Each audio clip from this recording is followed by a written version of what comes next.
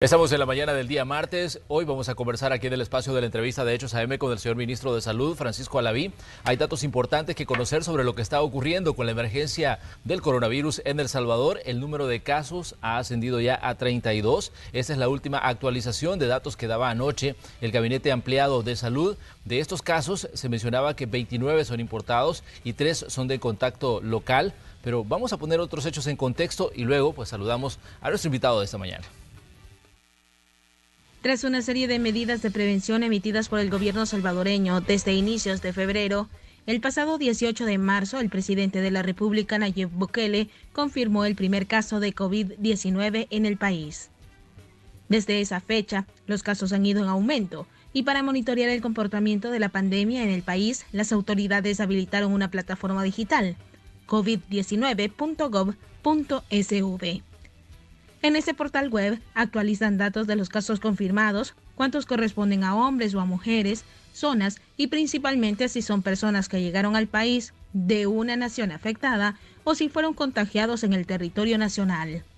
Desde el viernes 20 de marzo, el presidente de la República, Nayib Bukele, decretó cuarentena domiciliar para que los salvadoreños no salgan de sus casas y eviten de esta manera la propagación del virus en el país.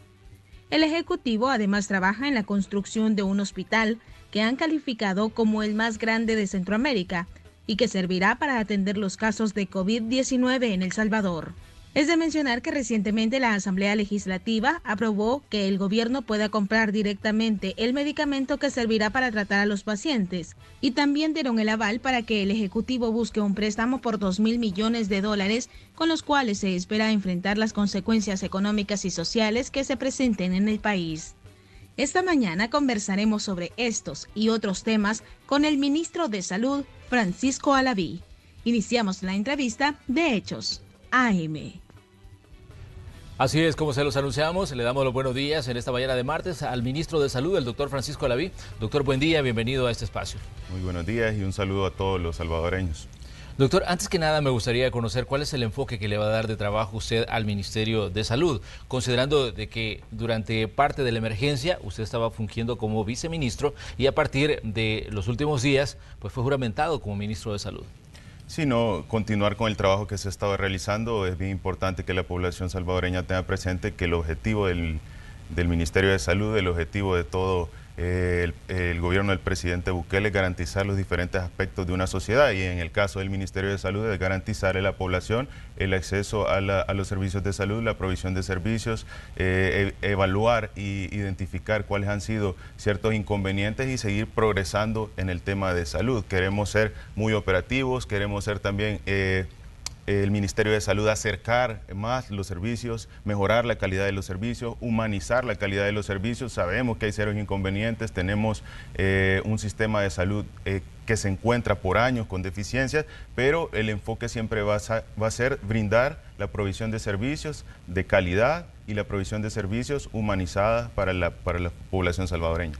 Doctor, estamos hablando de una situación emergente que está viviendo El Salvador y está viviendo pues el mundo en general con esta situación del coronavirus. Anoche la última actualización que daban ustedes de datos es que ha ascendido a 32 el número de casos que, digamos, aspectos importantes tienen que conocer los ciudadanos esta mañana de ese incremento de casos que si bien en El Salvador todavía sigue siendo como a cuentagotas que va incrementando, pero el punto importante es que siguen surgiendo más y más casos de coronavirus. Vemos la situación de ciudades como Nueva York, donde el número de pacientes pues desborda los hospitales. Ya vimos lo que está pasando también en España, hemos visto en Italia, donde el número de muertos pues sobrepasa los niveles que las mismas autoridades de salud pues tenían previsto que esto llegara a generarse en una emergencia de tal magnitud. Pero en el caso de El Salvador hemos visto desde que surgió el primer caso, pues la cifra ha ido creciendo, pero lo sigue haciendo de forma hasta cierto punto muy lenta.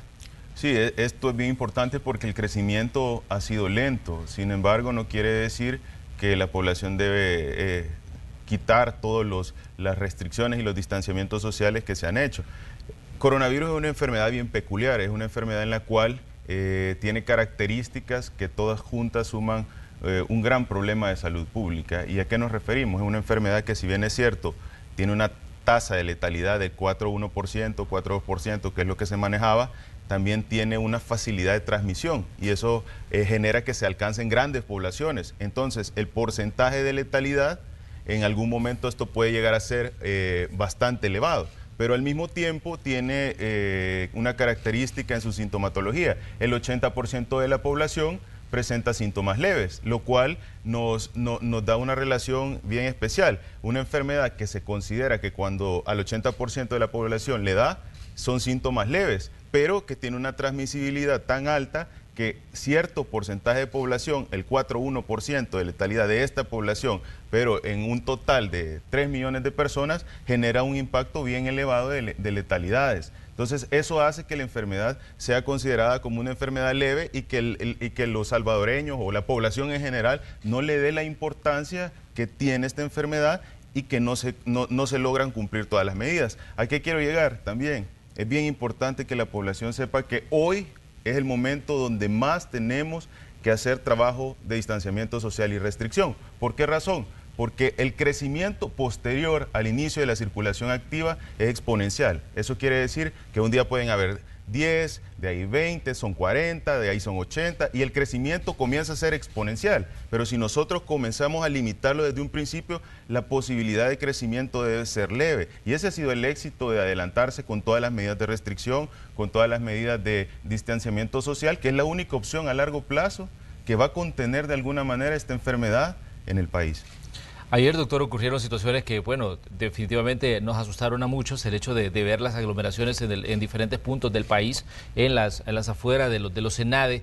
¿Qué tanto riesgo, digamos, se corría de contaminación en estas aglomeraciones, de que es lo que hemos venido hablando durante mucho tiempo, de que se debía evitar esa concentración grande de personas, pero ayer veíamos las calles desbordadas de gente, ¿no? Sí, el distanciamiento social es bien importante, pero el distanciamiento social no nos enfocamos a que en un momento del día existe una concentración. Tenemos que evitar. Esto no quiere decir que con que el día de ayer hubiera una concentración, ya la circulación es inminente. No, quiere decir que nosotros tenemos que evitar hacer esto con el tiempo, porque esto no se trata de una vez, esto se trata de una cultura, de estarlo realizando día con día. No va a ser un caso de que se presentó una población o un grupo de población reunida y ya se va a hacer un crecimiento. Son medidas que deben de cumplirse, son casos bien particulares. El día de ayer sucedió esta situación, la cual fue resuelta en minutos. Pues no hay cosas que en el país deben de quedar bien claras, y uno es que dentro de la logística en esta nueva pandemia mundial, nada está a la perfección, nada se ha hecho antes, ningún país tiene los mecanismos definidos porque son cuestiones que no se conocían. Entonces pueden surgir inconvenientes, son inconvenientes que no van a generar un impacto alto. Yo quiero que la gente de los diferentes sectores sea muy prudente con la información. No utilicemos este tipo de inconvenientes para generar más pánico, para decir que ya la circulación debido a esta aglomeración va a andar en todo el territorio. Nosotros tenemos mucho énfasis en identificar los casos que están a nivel de los sitios de contención e identificar los casos que están en el territorio. Hoy por hoy no se ha identificado un caso autóctono, no se ha identificado un caso de circulación. No lo podemos garantizar en el 100%. La población y el territorio es grande, se sigue investigando, pero queremos que tenga la población clara que el caso de ayer es un caso en el cual, si bien es cierto, sucedió un inconveniente con aglomeración, no quiere decir que eso va a garantizar que ya el virus circule. Las medidas de protección, de distanciamiento social, quedarnos en casa, son bien importantes y deben de hacerse continuos. Lo más importante siempre van a ser seguir las recomendaciones. En el caso de los nuevos pacientes que surgieron ayer, doctor, ¿cuál es digamos, la procedencia de estos 3 casos que fueron anunciados anoche? Sí, en el caso específico de los del día de ayer, las procedencias son Estados Unidos y Panamá, y quiero tomarme el tiempo nuevamente para que la población conozca todos los casos, porque es importante estar bien informados. Tenemos datos que no lo podemos dar, pero la mayoría de ellos sí. Por ejemplo, el primer anuncio fue el día 18, el primer reporte. Teníamos el caso de un masculino de 32 años, ingreso el 14 de marzo con una procedencia de Italia. El paciente está estable. Tenemos también el día 20 reporte, un femenino y un masculino. Las edades son 70 y 46 años. Ambos ingresaron el 11 de marzo procedentes de España. El día 23, el tercer reporte, tenemos 2 masculinos, uno de 29 y de 37 años, ambos con ingreso el 14 de marzo procedentes de Italia. El día 24 tenemos el cuarto reporte y teníamos 3 masculinos y un femenino, de los cuales las edades son 74 años, 54 años, 54 años y 69 años, procedentes de Estados Unidos, Guatemala y Canadá. El siguiente reporte fue el día 25, también 4 personas, 3 masculinos y un femenino, las edades 37, 72, 55 y 55 años, fechas de ingreso el 14 de marzo y el 9 de marzo, las procedencias eran Italia y el nexo con Estados Unidos. Aquí había el caso peculiar de los locales, que si bien es cierto, fueron salvadoreños que no habían ido al exterior, tenían un contacto o un nexo que era internacional. Entonces, seguimos considerados como casos locales, pero son personas con nexo con una persona que regresó al país con circulación activa. El siguiente reporte fueron 6 personas, 3 masculinos y 3 femeninos, procedencias de Francia, Estados Unidos, Colombia y Brasil. El siguiente reporte fueron 5 salvadoreños, el cual tenían procedencias de Estados Unidos, Panamá y otro nexo de Estados Unidos. Era el otro paciente que tenía un nexo, que se considera local, y esto sigue siendo un caso como importado. ¿Por qué? Porque el nexo venía de Estados Unidos. Claro. El siguiente fueron 5 pacientes masculinos y un femenino, las procedencias Guatemala, Estados Unidos, España e Italia, y todos estos pacientes teníamos 2 pacientes graves, ¿verdad? Que están bajo vigilancia y que están con medidas. Y el día de hoy que se reporta un paciente masculino de 60 años, 14 de marzo, fecha de ingreso, procedente de Estados Unidos, con una condición estable. También un paciente femenino de 31 años, con ingreso el 13 de marzo, procedente de Panamá, en condición estable. Todos los casos hoy por hoy son importados, con 3 casos locales salvadoreños que han sido que han tenido un nexo con una persona que viene de países donde circula activamente. Sus controles se han estado realizando. El control de los contactos es un trabajo arduo en el cual se tiene un equipo especial diseñado solo para hacer el rastreo de los diferentes puntos en los que una persona al ingreso al país tiene contacto. Desde que llega al aeropuerto, cuáles fueron las personas, cuál fue el motorista que los transportó, si llegó a una cuarentena en su momento intradomiciliar, quién llevó, si fue los familiares, cuántos familiares iban, con quién estuvo en contacto en su hogar. Y todo ese trabajo y ese análisis es importante para contener la diseminación de esta nueva enfermedad.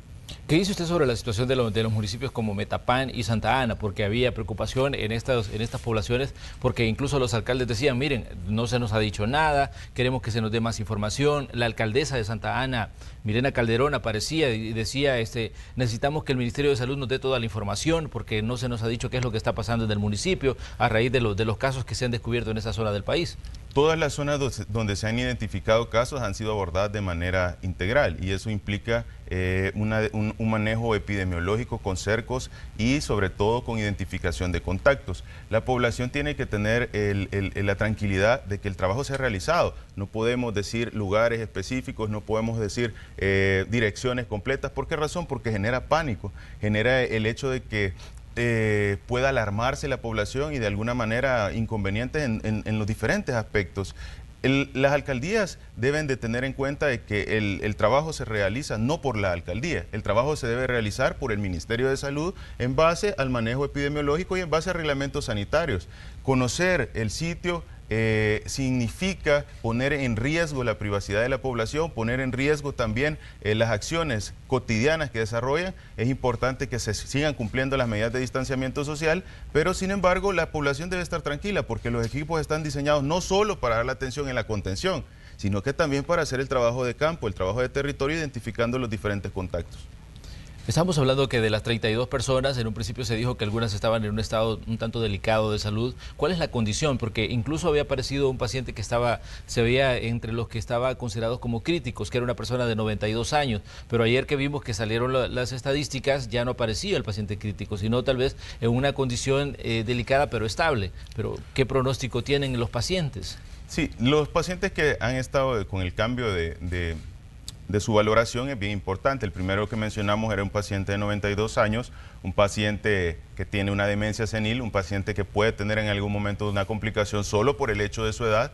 Él no tenía en su momento ninguna patología más que la demencia senil, pero un paciente de riesgo, un paciente que está ingresado, un paciente que tiene mal manejo de secreciones, que pasa encamado, que hay que darle una atención. Esto nos pone a nosotros en un estado de alerta para vigilar que este paciente se encuentre dentro de los parámetros fisiológicos, sus signos vitales normales, pero que debe obtener una observación. Ahora, de ahí teníamos 2 pacientes. Estos pacientes que se han catalogado como graves son pacientes que inminentemente han desarrollado un proceso de neumonía y han desarrollado la necesidad de utilizar oxígeno. Ambos de estos pacientes están por el momento cumpliendo todavía con oxígeno sus parámetros fisiológicos y sus gases arteriales, que son la medida para nosotros evaluar si el proceso pulmonar ha mejorado o no, se encuentran disminuyendo. Eso quiere decir que, si bien es cierto, siguen utilizando oxígeno, están mejor en la condición de salud. Hoy por hoy las complicaciones de neumonía relacionadas a coronavirus no son predecibles. Eso quiere decir que en algún momento estos pacientes se pueden deteriorar, y eso es lo crítico de esta enfermedad.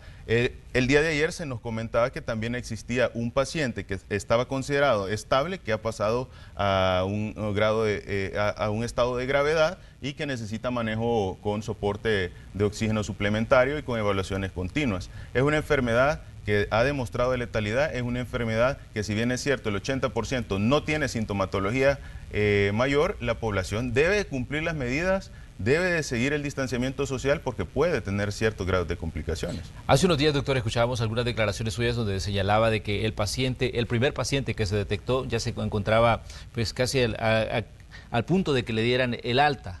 ¿Qué pasa con esta persona? ¿Ya se le va a dar el alta? ¿Ya se le dio? Sí, este paciente ya se encuentra cumpliendo el protocolo de alta. Existe para todos los manejos de los pacientes con COVID protocolos, desde su identificación, desde su traslado, las recomendaciones que hemos hablado constantemente en base al algoritmo de tratamiento, y también existe un protocolo de manejo de evaluación del alta. ¿En qué consiste este protocolo? Este protocolo consiste en la toma de muestras siempre relacionadas con el mecanismo que la Organización Mundial de la Salud establece y la verificación de esta prueba negativa. De ahí, posterior a eso, se da un margen de tiempo de 24 horas y se vuelve a repetir una prueba. Entonces, no es de extrañarse que a varios de los pacientes que están siendo evaluados se les repitan pruebas por varios factores. En el caso del alta, es una prueba negativa, se da 24 horas de tiempo y se vuelve a tomar otra prueba, y si la prueba está negativa, ese paciente se puede considerar en su momento que está libre de la enfermedad. Sin embargo, el protocolo también especifica que este paciente debe seguir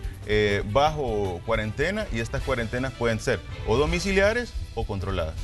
Pero en el caso de este paciente, ¿ya está fuera del hospital? No, todavía no. Está en el proceso, en el protocolo del alta. Nosotros vamos a anunciar en el momento en que sea el dado de alta este paciente, para que la población vaya viendo que, si bien es cierto, es una enfermedad que puede tener letalidad, es también una enfermedad que puede tener pacientes que han superado esta enfermedad y que se van de alta.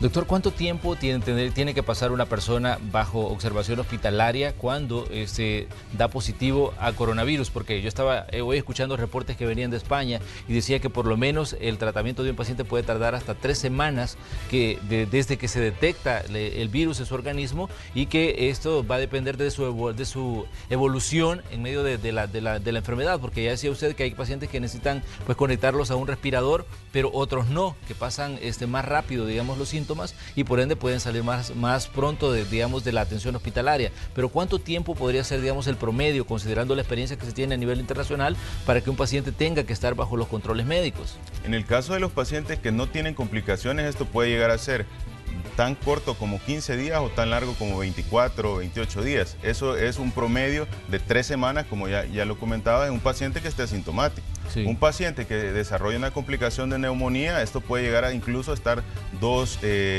meses, 6 semanas, 8 semanas. Esto depende de qué, cuando desarrolla la complicación. Sí. Y cuando desarrolla la complicación tiene también un tiempo en el cual puede estar en unidad de cuidados críticos. Sabemos que los pacientes que llegan a unidades de cuidados críticos, 50% de estos pacientes son letalidades. Entonces, el tiempo es variable. Ahora, nosotros tenemos que tener presente una cosa: si bien es cierto, son 3 semanas cuando se ha confirmado coronavirus. ¿Qué pasa? La estrategia del país ha sido captar todas las personas que llegaban a El Salvador procedentes de los sitios donde circula activamente el virus, pero no quiere decir que en ese preciso momento en que ingresaban desarrollan síntomas, porque hay un periodo de incubación el cual puede ser tan corto como 2 días o tan largo como 14, incluso estudios mencionan 24 días. Entonces, una vez es diagnosticado este paciente, que puede ser al día 15, de ahí tiene que cubrir 3 semanas más, que es lo que el periodo de la enfermedad dura. Entonces, es variable. cuando hablamos cuánto dura la enfermedad, son 21 días desde que está desarrollada esa enfermedad. Doctor, ese es donde nos lleva a otra pregunta que creo yo que la vamos a evacuar en este bloque, cuando muchas personas preguntan por qué en El Salvador se sigue con los procesos de observación de 30 días, cuando decían en otros países solo se dan 14, 15 días y la gente luego se envía a su casa. Pero obviamente hay una explicación médica para esto, porque la gente que está en los centros de contención, pues, algunos están diciendo esto, ¿por qué tanto tiempo tengo que estar bajo la observación médica? Sí, hay una evidencia científica que respalda eso. No solo es la evidencia científica, nosotros identificamos esto antes de que estos estudios estuvieran publicados en base a la experiencia de diferentes países. Y como el objetivo del presidente siempre ha sido garantizarle la salud a los salvadoreños, no estamos dejando ningún margen de posibilidad en esta pandemia. Los estudios que respaldan eso, el principal fue realizado en China, en una muestra de 1099 pacientes. Eso quiere decir que tiene una cantidad de estudio importante. Todos han sido confirmados por coronavirus y todos han sido en el sitio. Y se demostró que incluso habían pacientes que podrían iniciar su periodo hasta los 24 o 28 días. Eso era como parte fundamental para poder sustentar el porqué de la cuarentena de 30 días. Y también sucedió un caso bien peculiar, y es el caso de los cruceros, en el cual uno de estos cruceros fue prácticamente cuarentenado y se cumplieron 15 días. ¿Qué pasó? Al cumplir la cuarentena de 15 días, decidieron desabordar todo el crucero y comenzaron a identificar casos de que las personas del crucero empezaban a transmitir la enfermedad en diferentes lugares. Entonces eso venía a apoyar también casos específicos en los cuales en países de Europa se identificaba que pacientes comenzaban a desarrollar la enfermedad hasta el día 24. Entonces existe una serie de evidencia y un estudio científico en el cual tiene una muestra sustentable y podemos garantizar de esa manera que hay evidencia. Que sea mínima es una cuestión, pero hay evidencia de posibilidad. Muy bien, vamos a hacer una pausa en la conversación que sostenemos esta mañana con el doctor Francisco Alaví, ministro de Salud. Estamos hablando de la emergencia del coronavirus, datos importantes que usted debe saber para el tratamiento de esta enfermedad y también sobre las medidas que se deben tomar para evitar contagiarnos. Regresamos enseguida.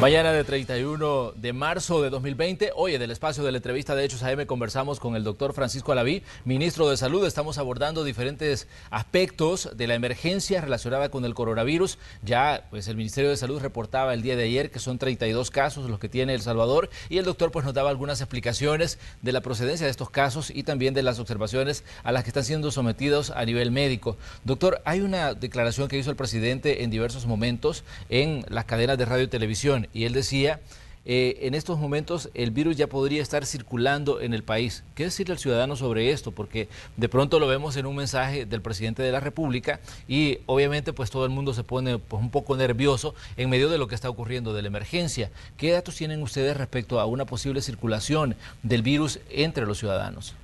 Tenemos al momento el seguimiento de todas las pruebas de rápidas y de todas las pruebas específicas, para coronavirus que se están realizando de manera activa y en los centros de contención y de manera centinela. Eso a nosotros nos da una herramienta para identificar si hay circulación dentro del territorio. Todas estas pruebas han sido negativas, todas las pruebas que tenemos confirmatorias están identificadas en los centros de contención o con un nexo epidemiológico y eso es bien importante.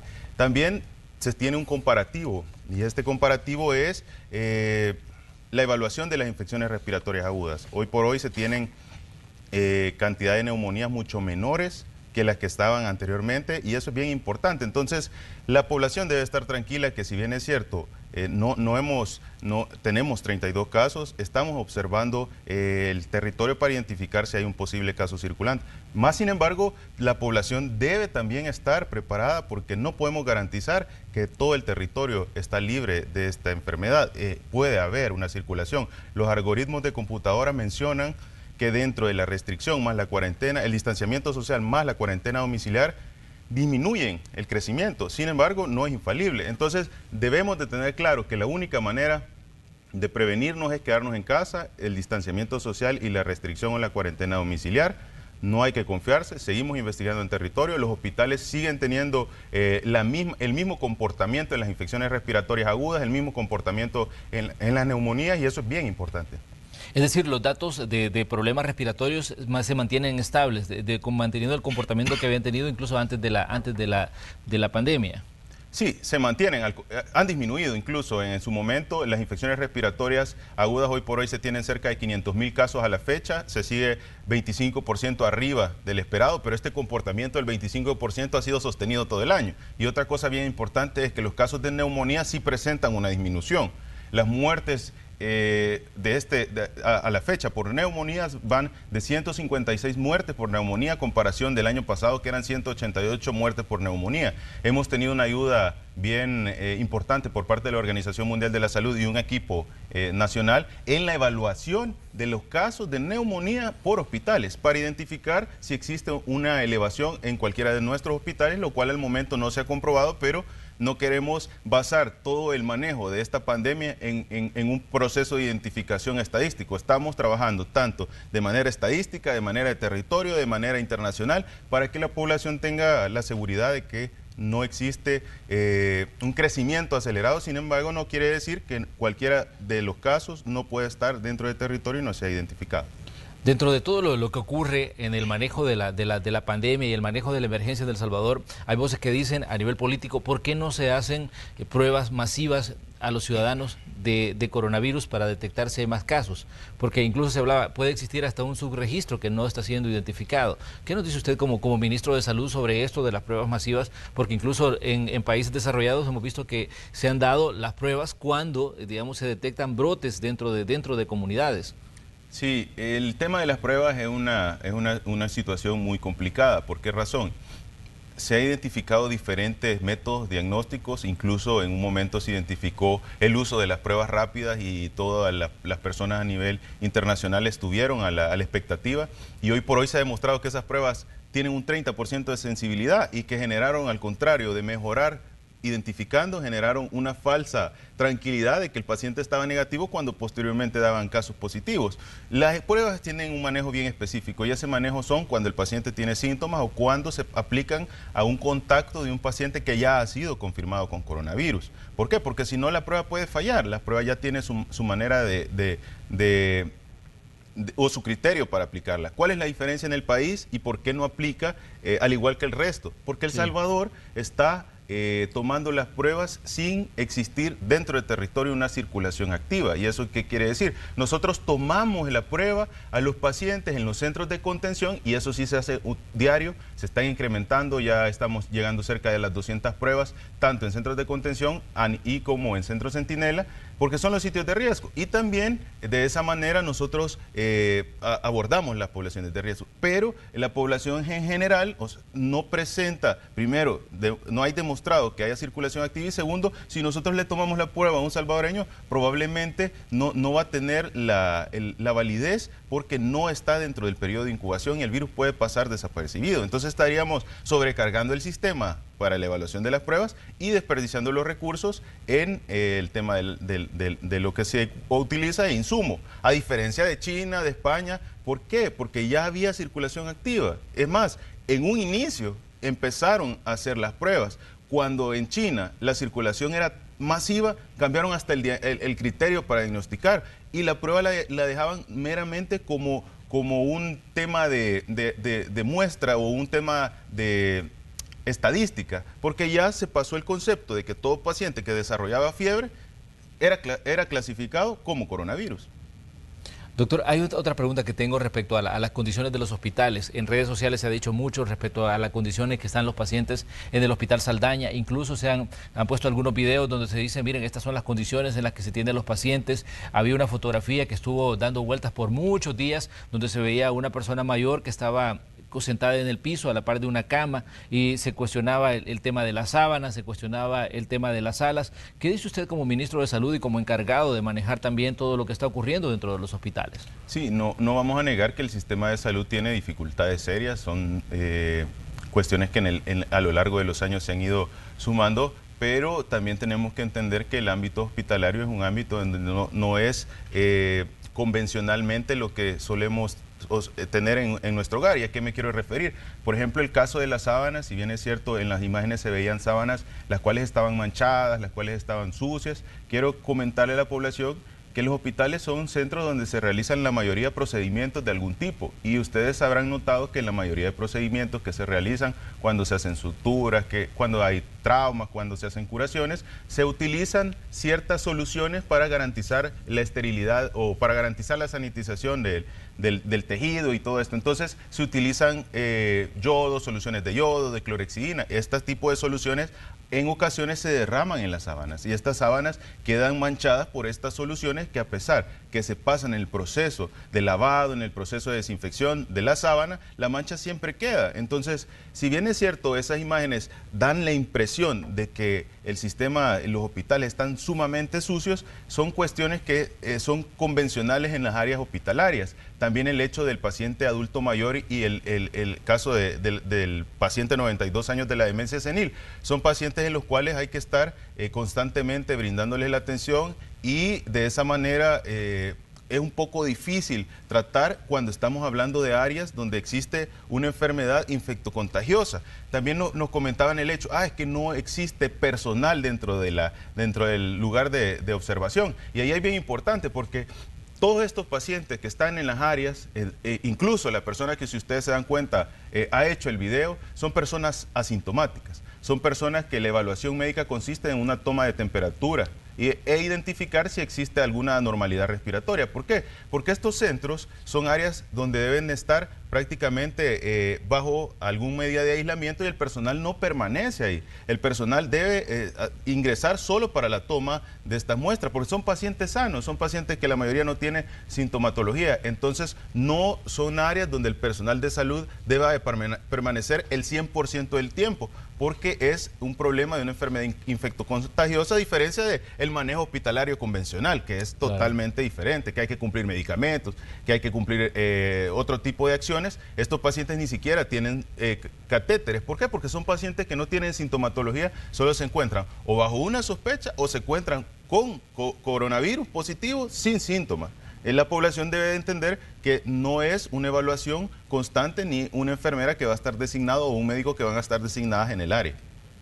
Eso es importante porque decíamos que se dice mucho respecto al manejo de los hospitales y las condiciones en las que se encuentran. Y realmente le digo, a veces en redes sociales estos son temas que arden y que generan pues muchísimos comentarios, y es importante pues conocer cuál es la evaluación que tienen ustedes como los encargados de los hospitales. Sí, las deficiencias en el sistema existen. Estamos trabajando para resolver, pero eso no va a ser un proceso de 10 días ni va a ser en esta pandemia. Esto es un proceso de crecimiento de país en el cual se van a ir arreglando todo este tipo de inconvenientes. El tema de los específicos que han sucedido son cuestiones que están justificadas dentro de los hospitales. El tema de las sábanas, se utiliza una tela específica, no es una sábana que vamos a un supermercado y la compramos, o a una tienda, no, son sábanas que tienen un grosor diferente, que evitan que los pacientes se deslicen, cumplen ciertas características y de alguna manera siempre siguen siendo utilizadas a diario por los pacientes, haciendo procedimientos en los cuales pueden existir este tipo de inconvenientes, pero lo importante es que la población no tenga pánico, que la población esté informada y sobre todo que tenga la confianza que se está haciendo todo lo disponible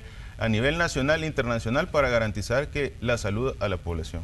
La Asamblea Legislativa le dio el aval, en este caso al Ejecutivo, para que procediera a la compra de respiradores. ¿Cómo se encuentra esto, doctor? Porque de pronto sabemos que decían que los respiradores se han vuelto un producto muy codiciado a nivel mundial, producto de la emergencia, todos los países quieren comprarlos. Ya vimos incluso en la ciudad de Nueva York, el gobernador Andrew Cuomo decía que necesitaba 30.000 y solo le habían dado 3.000, y decía necesitamos más respiradores, y él hablaba incluso de casos catastróficos en donde se tenía que decidir a quién le ponían y a quién no un respirador. En el caso de El Salvador, ¿cómo se encuentra el tema de los respiradores y este proceso de compra que fue autorizado por la Asamblea?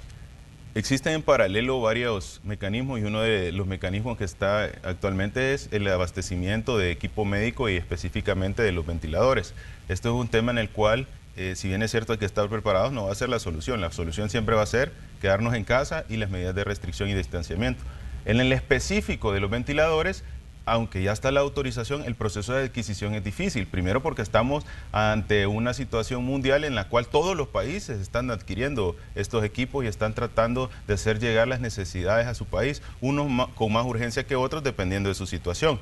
En el caso de El Salvador, las solicitudes ya están hechas, pero los procesos llevan tiempo. Los procesos de ingreso al país, el contar con los equipos va a tomar el tiempo en el cual las empresas ponen a disposición esto. Se va a traer del país que sea necesario, pero lleva su tiempo. Es un proceso que no se va a tardar por la compra, sino por la llegada del producto al país.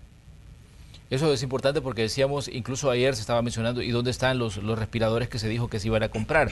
Pero como usted lo decía, son procesos que llevan tiempo, sobre todo en un momento en el que los respiradores se convierten en un punto de interés de todos los sistemas médicos, ¿no? Sí, el tiempo necesario en la llegada, incluso teníamos la experiencia de los 35 ventiladores, ya están comprados, ya están en proceso, pero el tema es la llegada al territorio, porque hoy por hoy en el país no existen ventiladores en plaza, no existen ventiladores que estén en cualquiera de los centros de distribución de estos equipos, sino que deben de ser adquiridos y posteriormente ingresados a nuestro país, porque son equipos caros, son equipos que, si bien es cierto, son necesarios, no son lo usual que la población esté manejando, y por ende no tienen un stock grande en el territorio. Doctor, ¿cómo se encuentran las adecuaciones hospitalarias? Porque se ha hablado de que se está haciendo modificaciones en los centros asistenciales en medio de toda la emergencia. Incluso pues sabemos que está avanzando el proceso de construcción del hospital en el Centro Internacional de Ferias y Convenciones, pero me gustaría que sea usted quien le diga al ciudadano cómo se encuentra, digamos, todo este proceso de adecuaciones y el proceso de habilitación del hospital aquí en el Centro Internacional de Ferias y Convenciones. Sí, el proceso de construcción del hospital ya está en marcha, es un proceso en el cual requiere su tiempo, pero la población no debe preocuparse porque este hospital que el presidente ha anunciado, de este hospital no depende la atención hoy por hoy. Ya tenemos establecidos bastantes mecanismos en los cuales se van a manejar los pacientes y en su momento va a llegar este hospital para darle atención también. Entonces, contamos con las áreas, se siguen adecuando. En el hospital específicamente Saldaña se siguen haciendo trabajos en simultáneo a la atención médica. También tenemos habilitados ya ciertos hospitales que se irán anunciando en su momento, no solo del sistema público, sino que también del Seguro Social. Y esto de alguna manera va a venir a suplir la demanda del manejo hospitalario. Hoy por hoy se sigue teniendo en un solo lugar porque la demanda se ha enmarcado, pero si el día de mañana necesitamos más hospitales, eso va a ser suministrado de manera inmediata. Incluso se están habilitando áreas en las cuales algún momento fueron centros de contención y hoy tienen ya un diseño específico para manejar pacientes asintomáticos positivos de coronavirus. Doctor, en estos últimos días también hemos escuchado de que se debería de activar a los sectores productivos en medio de la emergencia, porque decían que la economía no puede estar paralizada. Escuchamos pues que son dos emergencias las que hay al mismo tiempo. Por un lado, la sanitaria, que le toca manejarla a usted, y por el otro lado, pues la parte económica. Pero usted nos está diciendo, mire, en este momento es importantísimo el aislamiento y que las personas permanezcan en sus casas. Usted como ministro, ¿no considera que todavía se debe activar la parte económica y que se abran los negocios que están cerrados o los centros comerciales y todo esto para que la gente pueda volver a circular todavía? Definitivamente, desde el punto de vista sanitario, no considero que esa sea una opción por una sencilla razón. Lo más importante es la salud de la población, porque si no tenemos salud, tampoco vamos a tener economía. Y el caso específico de El Salvador, en el cual, si bien es cierto, la población es pequeña, puede en algún momento llegar a tener complicaciones graves si la enfermedad crece, y ese es el objetivo del presidente, garantizarle la salud a la población. Hoy por hoy debemos de seguir con la restricción, debemos de seguir con el distanciamiento social para evitar que en algún momento la crisis sanitaria sea mayor. No podemos manejar solo una crisis económica y una crisis sanitaria, debemos limitarnos. Comprendemos la seriedad de la economía, pero también la población debe tener presente que si no tenemos salvadoreños productivos, la economía no va a salir adelante. Entonces, quedémonos en casa, cuidémonos, sigamos las medidas de recomendación. Es la única manera en la cual podemos detener la progresión o el crecimiento acelerado de esta enfermedad y de alguna manera garantizarle que el país va a salir adelante en esta pandemia mundial y no se va a hacer una comparación con los países que están en serias situaciones como es España, como es Estados Unidos, como es China, que han tenido complicaciones ya no solo económicas, sino que sanitarias bien importantes. Doctor, para cerrar este espacio me gustaría que usted le enviara un mensaje a los ciudadanos, porque todavía entre la población hay sectores que son un tanto incrédulos en cuanto al tema de la enfermedad y el impacto que puede tener, incluso del daño pulmonar que esta puede dejar y las secuelas que puede dejar en un paciente, en el sentido de que todavía mucho bromeamos con el tema del coronavirus, digamos, y no tomamos en serio que esta es una emergencia médica, e incluso tomamos a la ligera la situación de digamos, aplicar las medidas sanitarias como el lavado de manos cada vez que podamos, ¿no? Sí, la enfermedad de coronavirus es una enfermedad que el 80% pasa con síntomas leves, un 20% puede llegar a complicarse en diferentes medidas. De este 20%, el 5% maneja pacientes críticos, y este paciente crítico, la mitad de ellos fallece. Entonces, es bien importante que la población tenga conocimiento. Es una enfermedad grave, es una enfermedad que puede llegar a causarle la muerte a cualquier persona, indiferente de su edad, indiferente de sus características, y debemos comprender que no solo estamos poniendo en riesgo nuestra vida, sino que estamos poniendo en riesgo la vida de todos los salvadoreños. Hay que ser prudentes. Hoy por hoy la Organización Mundial de la Salud dice que estamos contra dos epidemias, y es bien importante. Uno es la epidemia de coronavirus, la pandemia de coronavirus, y otra es la desinformación.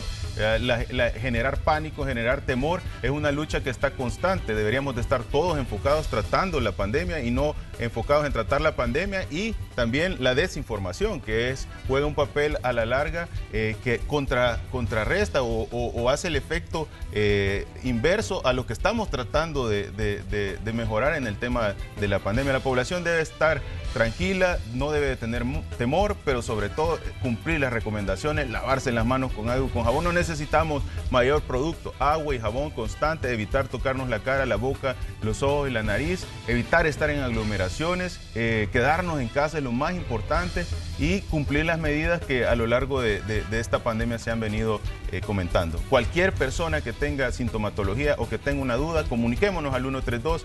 De esa manera va a recibir atención médica especializada en dos aspectos, tanto de manera telefónica como de manera personal, si el caso lo amerita, y evitemos de utilizar de manera inadecuada el sistema de emergencias médicas para no saturarlo.